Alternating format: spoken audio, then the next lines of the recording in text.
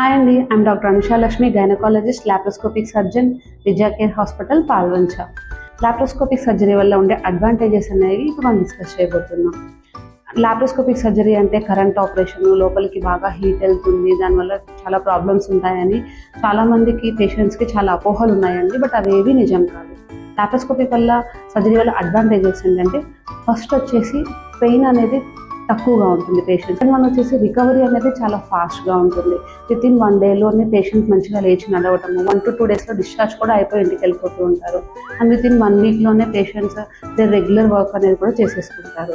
And third one వచ్చేసి మనం చిన్న చిన్న ఇన్సిజన్స్ ఇస్తాము లాప్రోస్కోపిక్ సర్జరీలో. ఓన్లీ 1 to 2 సెంటీమీటర్ సైజ్ ఇన్సిజనే ఇస్తాము. దానివల్ల ఇన్ఫెక్షన్ రేట్ కూడా చాలా తక్కువగా ఉంటుంది. అండ్ ఫోర్త్ వన్ వచ్చేసి ఫ్యూచర్ హెర్నియాస్ రిస్క్ వచ్చే అవకాశం కూడా బాగా తక్కువ, ఎందుకంటే చిన్న ఇన్సిజన్ ఉంటుంది కాబట్టి హెర్నియా రిస్క్ కూడా బాగా తక్కువగా ఉంటుంది.